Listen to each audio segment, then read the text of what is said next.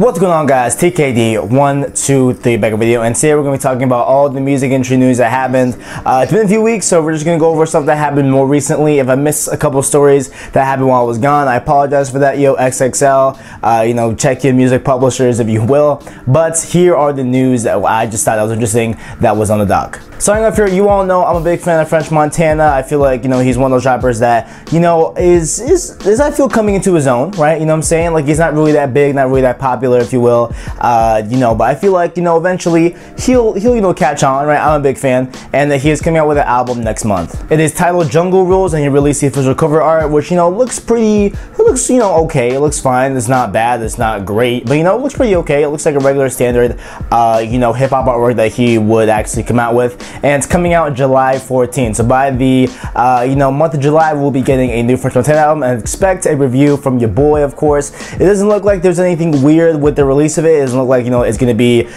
exclusive to Spotify or exclusive to Apple Music or anything like that. Like, it looks like it will be a pretty wide release of the album, so we'll be able to get our hands on that and get a review out as soon as it comes out. Next up here, let's talk about the BET Awards, of course, the Black Entertainment Television Awards for 2017, hosted by Leslie Jones. It was a great show overall. Leslie Jones is funny as hell, and overall it was a great set they had. They had a lot of LED walls and everything that looked really cool. And one that, I thought that was really cool was that, how in airports they have those like people movers, right? That, it's basically kind of like a conveyor belt, I guess, that like moves people super fast. And, they had that for people that were backstage coming to the stage. And it was really cool to see people like go on that and then be kind of like, whoa, like when they step off it and like almost fall low key. That was pretty cool. That was, really funny. And overall, it was a great show. And I want to name off some winners from the show. And of course, best group went to Migos. Like, who else are you going to give it to, really? Come on, like, Migos is absolutely more than deserving of that title. Best male R&B artist went to Bruno Mars, which I feel, was a great choice. He had a great album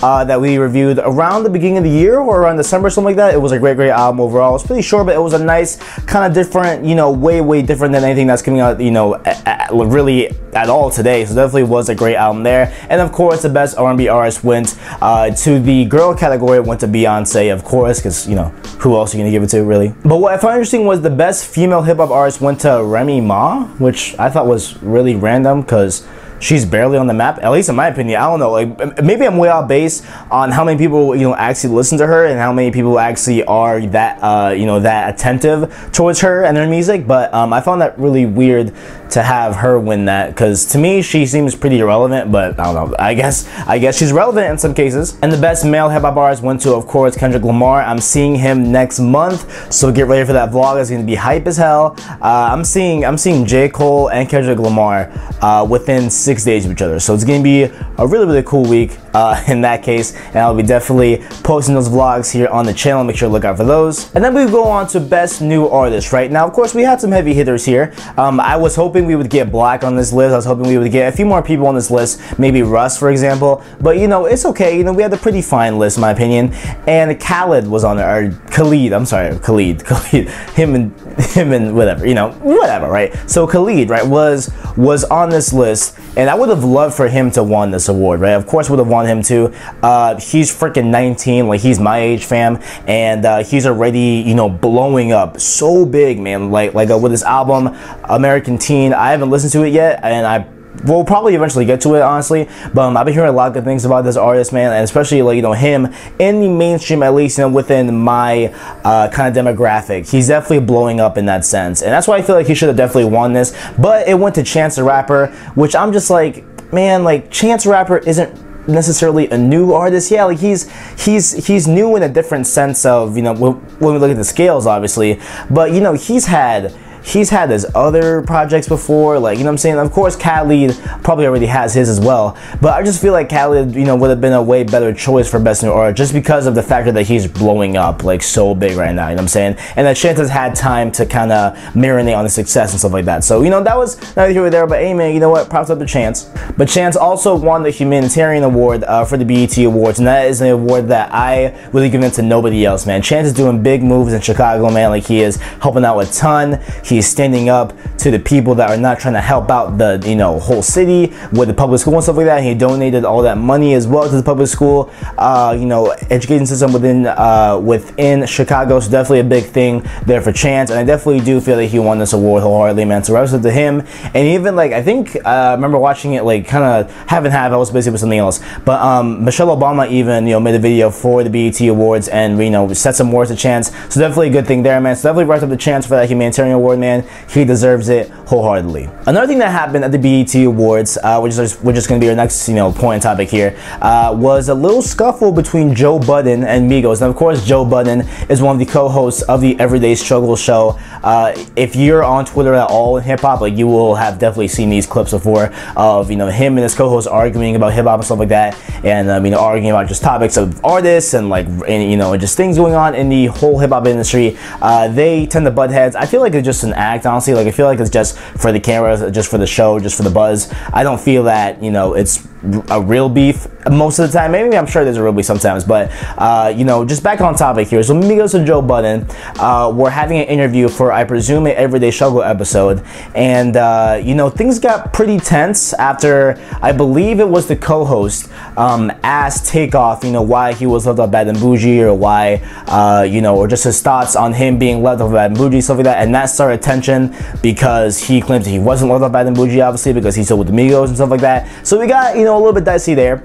And then I don't really, you know, understand what was Joe Budden's kind of intent with him doing what he did afterwards, but he dropped his mic and he started to walk off, and he, you know, was kind of pushing his co-host to end the interview, to wrap it up, you know, whatever. And then this caused a little bit of a scuffle here. This caused all three Migos to stand up in unison, a very, very beautiful sight to see the unity. And there was almost a fight there, but there wasn't. They got guards involved and everything, you know, ended somewhat peacefully, right? There was no fist on or whatever, but there was definitely an altercation there. That was pretty interesting. That was pretty cool to see. And there was a bunch of fights I saw just reading through news about the BET Awards. Like, there was a ton of fights. Like there was one with you know, Chris Brown and Migos later that night, I believe, or around the same night as well. There was a scuffle. I believe it was on stage. It was somebody was singing "Happy Birthday" to Kendrick Lamar. I think it was. There was a bunch of fights, yo. If you guys are gonna, you know, I would presume to see real fights, man. I want to see real fights at BET Awards. If you're gonna throw a scuffle, at least fight. Come on. Next up here, we have Drake hosting the first ever NBA Awards, and it was a pretty good show. I didn't see it personally, but I've seen a little bit of clips here and there, some of the skits that were shown, pretty funny skits and stuff like that. And you know, he was taking shots, low key, not shots, but, you know, jokes overall with the crowd and stuff like that. And I know he made one joke about the Brooklyn Nets getting verified on Twitter and stuff like that. So, you know, there was funny stuff here and there. Overall, it was a good show. And I believe Nicki Minaj performed in that for sure. I don't know if Drake performed. I don't think he did perform. Drake, I don't think he performed, but I know for a fact Nicki Minaj did perform. Overall, it was a great night. It looked like a great show, and it was the first NBA awards of its kind.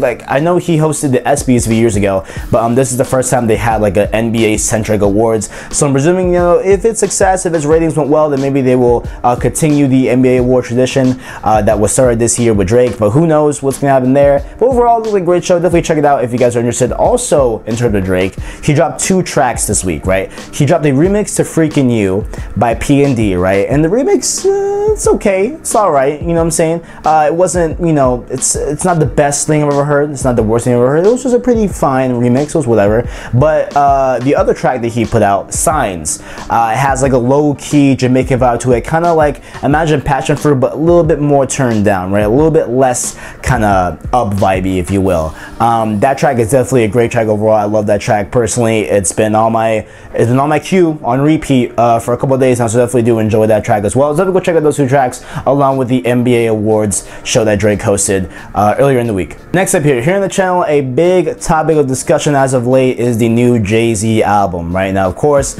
Jay-Z has been hinting here and there. He's been working and, you know, in the background low key, and he has finally taken to the public and has officially announced his 444 project. Now it's called 444. I don't believe I reported this. I believe that this was happening while I was on vacation or whatever, but there were some pop-up ads in Los Angeles and New York, you know, with 444. Everyone was presuming that this was Jay-Z stuff, and it turned out to be true. And last week he officially you know, announced his album. It's coming out June 30th on Friday, so if you go check out that as well. And the bad thing about this whole thing, which is what we all predicted, this, like, you know, it was all pretty clear sense on that, you know, that this would happen, but the album will be exclusive to Tidal and Sprint users for some weird reason. I don't know, I guess Tidal and Sprint were, I don't know, Sprint? Really? Sprint? Like, come on. Anyway, it will be exclusive to those two services, you know, upon release for 6 months. They did take note that it was only 6 months. It wasn't for its entirety of the album's lifetime. It's only for 6 months, which I'm hoping that, I guess, it comes to other services after 6 months maybe, or maybe it gets just like a physical release. Who knows? But you all know my thoughts on this, guys. You all know I don't like this move. You all know that, you know, because of this thing, right? When you have music, right, that's, you know, exclusive to a service or exclusive to a platform, it's bound to be pirated a lot, guys. Like, I hate pirating.